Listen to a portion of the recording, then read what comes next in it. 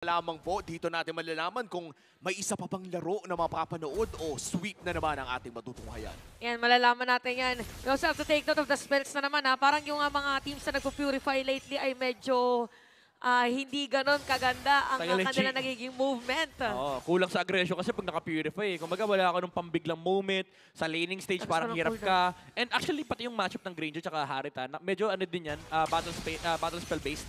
Kasi yung Harith Flicker tsaka Granger Flicker medyo kakaiba. Oh, teka lang! Oy! Oh, ito na, speaking of Flicker. Grabe. Okay, hahabulin na kanina si King Kong. Mga kalahati yung buhay at hindi na patatakasin pa.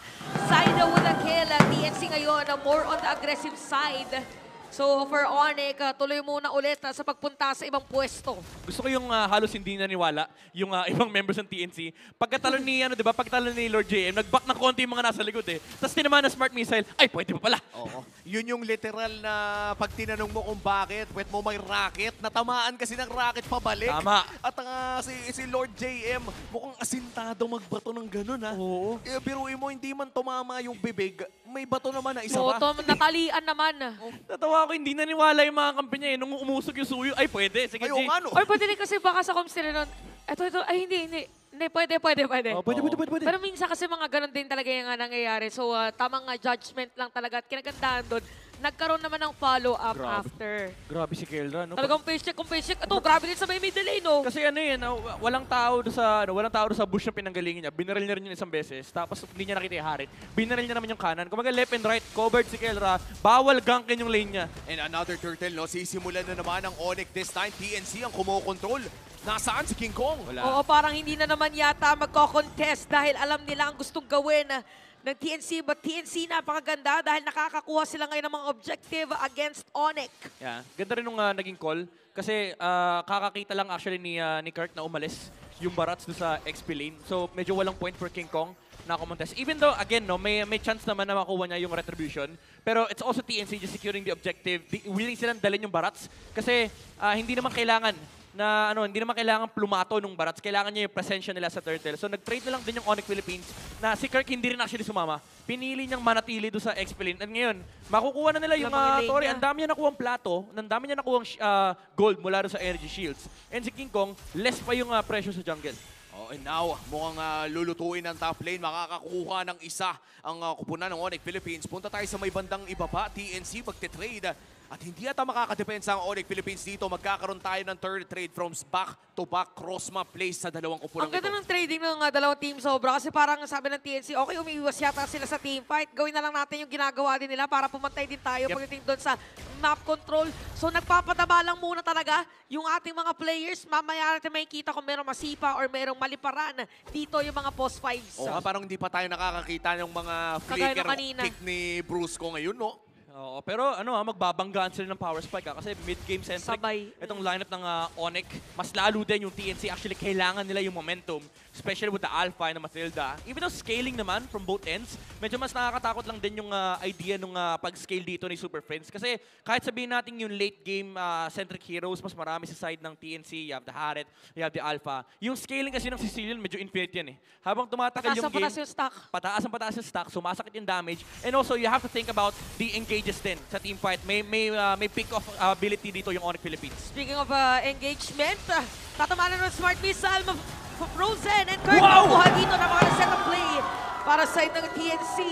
So another kill for them pero parang umiiwas na naman dahil sa may middle lane yata ang kanilang pupuntahan. Okay, target lock nga ba sa may middle lane? Meron siba lapit kay Zaida pero hindi itutuloy. Another turtle for TNC. At ang maganda doon no, yung ginawa ni Lord JM. Flicker buga. Kaya napilitang umalis sa pwesto si Keldra. At dito na natin makikita no, na gumagana itong Barats sa XP lane pick ng TNC Pro Team for game number 2. Antindi, ang sakit na rin kasi nung buga nung Barats and also yung ability again no na i-counter mo yung engages na pwedeng lumabas mula sa Onyx kasi pwede mong piliin yung kakainin mo. Ang masarap pa dyan, napakadaling i-target niyan. Hindi yan skill shot. Technically, semi-skill shot. Oo. Pero ang bilis kasing kumain ni Barats. And also, it's very durable. Kumbaga, napakalaki ng raw tankiness ng isang Barats. And I do love the itemization niya rito, no? Binili niya muna yung Antique Keras. Most Barats would be tempted to buy the Thunder Belt. Pero looking at the damage components dito ng Onyx Philippines, medyo small pockets and skill-based. So kapag naglabas ng skill dito yung Onyx Philippines, heavily reduced yung kanilang physical damage. Oo, and for TNC Pro Team, mukhang planado talaga na ang haharap dito ay si Lord JM. And with that, Antiquiras, as you said, talagang mukhang by the time na sumakit yung Cecilio ng sobra, meron na rin siyang Athena or Radiant. So in terms of timing, napakaganda ng choice dito ng TNC and Onyx Philippines. Parang sobrang weird sa akin makita na hindi sila lamang ng early game. Oo nga parang siguro ang ano na lang nila dito is nag-aantay na lang sila ng perfect setup. But yeah, for TNC dito, ang pinaka-abangan mo naman is kung paano sila magpo-push forward.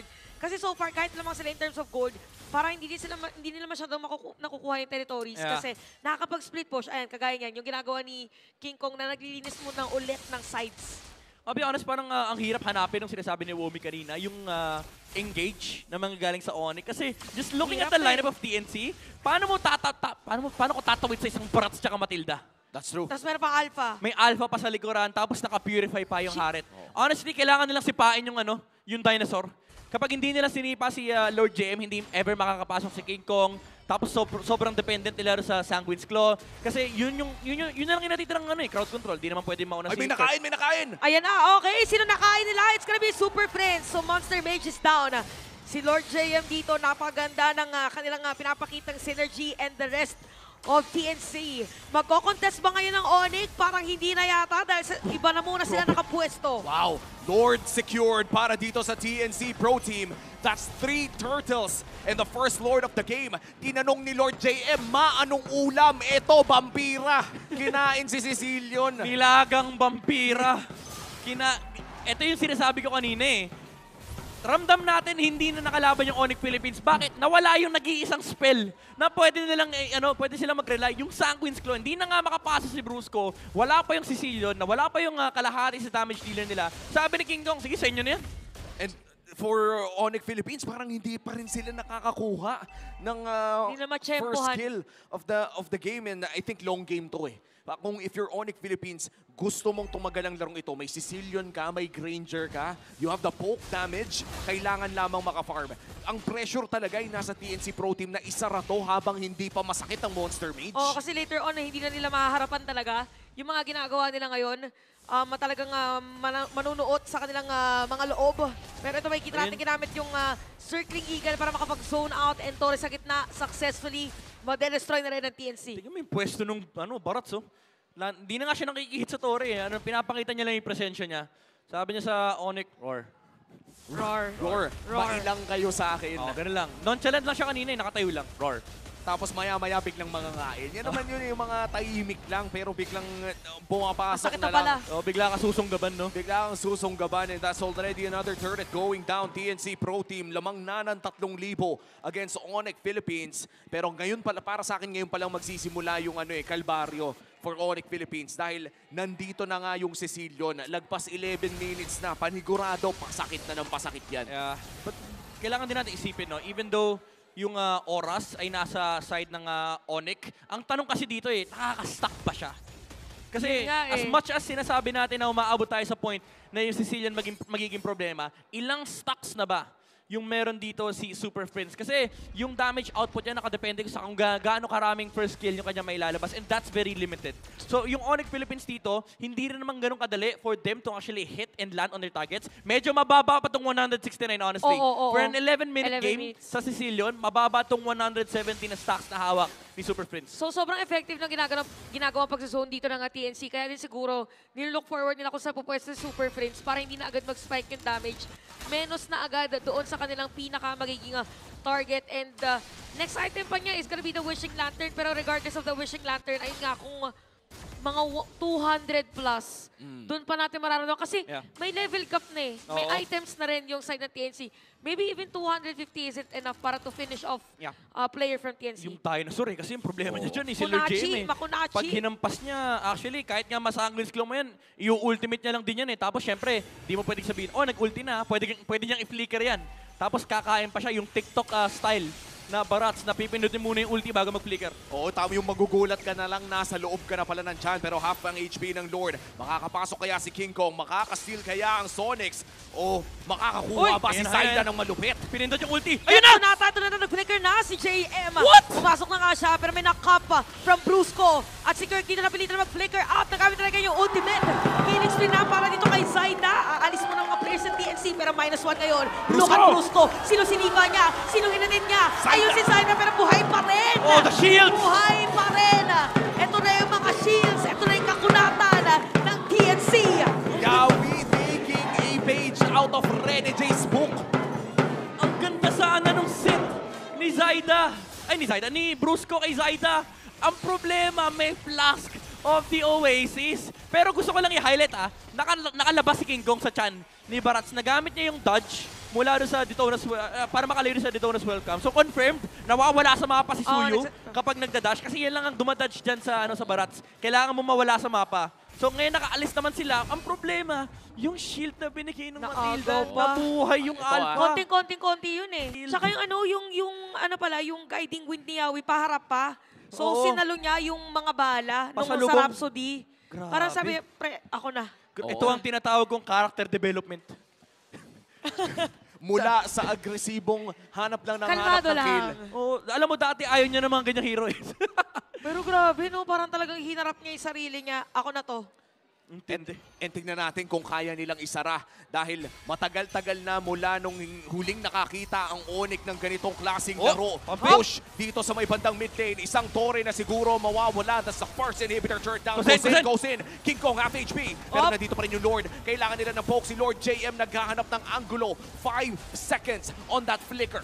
Gusto ko lang sabihin, Midnight and Umi, ang current kill score natin para dito sa game is 6-0. This is Grabe. TNC versus Onyx Philippines. Hindi po baliktad yung logo. Okay, just confirming, hindi po baliktad yung logo. This is TNC forcing a Game 3. Trying to force a Game 3 against Onyx Philippines. And so far, nakikita natin, yes, may Sicilian pa rin naman ng Onyx Philippines, pero may flicker kain dito si Lord JM ha. Abangan nyo ito next week. Nag-flicker si Lancy para sana gamitin ang kanyang Frigid Glacier. Habang si Brusco naman dito mapadash away. So madedepensahan ng Onyx, yung Torres sa may bot. Ito na yung conceal. Narinig ko yung May humayaw na naman. Narinig ko yung sinasabi ni Midnight na hiyaw from the audience. Kapag may nagko-concede talaga sa Onyx, maririnig mo yung hiyaw. But right now, hindi talaga makahanap ng kill. And men, yung ginawa ni Cousin doon sa ilalim ng tore. Oo. Binanatan, konting isang pitik na lang yun eh. Mukhang nag-whiff yung ultimate dito ni Lancy. Pero malaking bagay yun. Walang flicker si Super Prince, walang Papalayo. flicker si Kelra, and pasupon yung Lord in 40 seconds. Pwedeng i-rush to ng TNC, honestly. The moment na may makita silang isang hero, pwede na nga mag-flicker si Lord JM. Kahit sino nang makain niya, pwede na. Oo, and Oo nga, no? siguro ang pinaka hindi masarap na putahe dito si Kirk, no? Kasi Oo. makakapag-reset. May pagkatapos. bakal eh. Omsim. But other than that, kung Tsaka any of Gundam yan eh. King Kong, Super Prince, or Kelra malakas, ay mukhang masarap mabigyan ng Detona's welcome yung mga yun. Kumaga masarap ang dinner ni Lord JM, lalo sa bootcamp, pag ganyan yung performance mo. May halo pang extra delivery. Oh, sana all. 10 seconds bago magsimula ang ating 16-minute Lord. Hindi pa naman ito yung Evolved Lord. And for TNC Pro Team, pinapakura na agad nila ang kanilang objective. Pero maganda rin naman ang pwesto dito ng Onyx Philippines. Brusco magpo-provide ng vision. Iba-burst nga ba ang Lord na ito? Grabe si Yawi, scouting report. Naghahanap sila ngayon ng Chinek player. niya lahat ng bush. Kailangan makonsider dito ng Onyx na merong Winter Truncheon na by the way si Zaida. Kasi pag hindi nila na-timingan, or baka kung wala silang information, magulat na lang sila, okay, Winter Truncheon, akala ko kill na lang. Kasi di ba Onyx may tendency na hero na lang muna before mag... pero si Lord JM, kanina pa daw kumakain, pero nagamit na yung Frigid Glacier, napigilan na. Pero paglatag, the Sphere of Alpha, at si Brusco napatay na! Grabe, Makakapag-reset pa doon si Kirk pero si Brusco nga ay nawala na. Kailangan muna mag-reposition dito ng TNC Pro Team. Kirk mukhang makakapag-reset din but look at the sustain coming in from TNC Pro Team at babalik na rin si Lord JM. Oras na siguro Grabe. for TNC Pro Team to start this Lord. Yeah, walang kain. However, wala rin namang set dito yung Onyx Philippines. So they have to give this Lord away. Even though nag-up naman on time yung mga flickers dito ng Onyx. Ang problema kasi tama naman yung ginawa nila. Tamang target yung pinili nila. It's the Barats. Kaso ang laki na ng lead, ang laki na ng hawak dito ng TNC. Even si Kuzen, sobrang taas na ng damage output. Hindi nga nagtagal si Brusco doon sa ginawa niyang pagsipa. Within the span of 2 seconds, pagkasipa niya na sa Barats, patay kagad siya. Hindi ko alam kung sino nagbibilang ng record na to o kung sino gumagawa. Ito na ata yung pinakamahabang laro na walang mahanap yung kill. Walang mahanap yung Onyx Philippines na kill. Yeah. Oo, kasi For the longest time. 17 minutes, no? Tapos, ang gamit pa nila dito na heroes, yung normaling ginagamit nila na heroes. Oo. Alam mo, last time nakita ko na ganito katagal yung Onyx na walang kills. Onyx Indo yun eh. Kaso Onyx Philippines yung kalaban. Oh, wow. And this might just be a big push coming in from the Phoenix Army, ang Republika. Ano ang gagawin nila para dumepensa? Nandiyan pa naman ang Sicilian, but look at the pokes coming in from Kelra. Wow! Yung shields Oo, pero sinasalo lang din naman ni Yawi with the guiding wind. So dito sa may bottom lane, yan ang target ng TNC.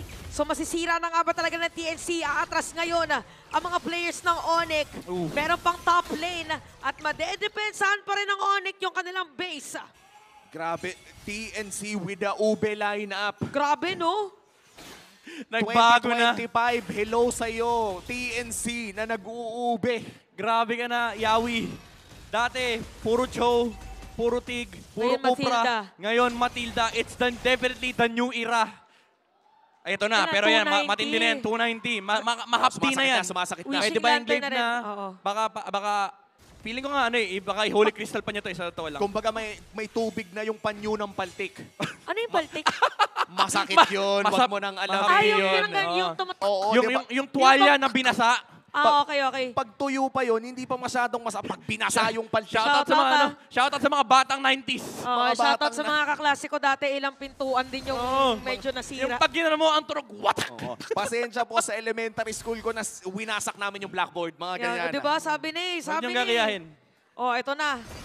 40 seconds bago lumabas ang ating Evolved Lord. At mukhang binabakuran na naman ito ng Sakit TNC Pro Team. Pero tandaan natin, masakit na ang Onyx Philippines. They still have the concealed play. And Kelra with another item pickup, War Axe, para labanan si Lord JM dito. Nagulat siguro yung Onyx doon. Kasi pag silip nila ng purple, ba't nandito yung apat? Kasi nakita lang nila yung Barats. Nandun sa may top kanina. Nung nakita nila yung Barats, ano sila eh, all out back sila eh. Sabi nila, okay, baka kompleto yan. Pag silip nila sa purple, may harit eh. Dito. So iniiba ngayon ng TNC yung parang usual pattern para medyo ma-disrupt yung nakasanayan din ng Yeah. Onyx. Parang yung tempo nila nagbago bigla eh. Feeling ko yung game 1 pa parang nagano sila eh. Tinatansya lang nila eh. Oo. Nantinansya nila yung laro nila eh. Honestly, malaking problema talaga itong Barats. Kaya nag-back din yung Onyx kanina kasi baka flickeran sila nung Barats. Tas Kasi walang habol, no? may kasamang Matilda kasi. So mabilis yung, kung yes. re-respo dito yung TNC, napakabilis lang hatake ng Alpha papunta dito sa side ng Onyx Philippines. Baka nga, never nga mangyari yun sa totoo lang. Kasi lagi naka-ready rito yung mindset ng Onyx na basta may makain, sure yan, magko-commit dito yung TNC. Kaya parang understandable yung ginawa nila kanina. Nung nakita nila yung Barats, full out kagad sila. Pero Midnight, matagal na natin sinasabi to. Ang rule ng jungle Tama. ay kahit ilang lord, kahit ilang turtle, basta makuha mo yung huli. Oo. Yun ang pinaka-importante. So ito na ba yun? Ito ba ang possible na huli? Well, 21 minutes naman na. Nangyari yan, kalaban ng Onyx Philippines TLID. Kay Fabian lahat, yung maliban sa huling Lord. Why? Pumasok na naman si Lord JM. Yun lang, boss. Okay, medyo napalalim. Merong sipa kay Brusco. At nakuha pa ni Kiko yung Lord. Ito na ba yung last Lord na inaantay nila? Pero napatay na si Nancy. At may kita natin ngayon si Kirk. Napatay na rin ni Sada. Hinahabol ngayon si Kingkong. Pero patay pa rin si Gosen. At nabaliktad pa nga ang laban ng mga World Champs. Triple kill para sa The Beast. Gawin mo na nga yatang maniac. Mawawala na immortality. It's gonna be a shutdown. And a wipeout for Onyx Philippines. 30 segundos ang aantayin kay Lancy at kay Gozen. Kakasabi pa lang natin, Midnight, isa ang rule of the jungle. Kung sinong makakuha ng huling Lord ang siyang magwawagi. At nandito na nga ang Republika ng Onyx na nagpo-push sa base ng army. Meron pang bit-bit na minion. At ang sabi nga nila, hello MPL Season 15! Kami nga pala ang defending champs, Onyx Philippines!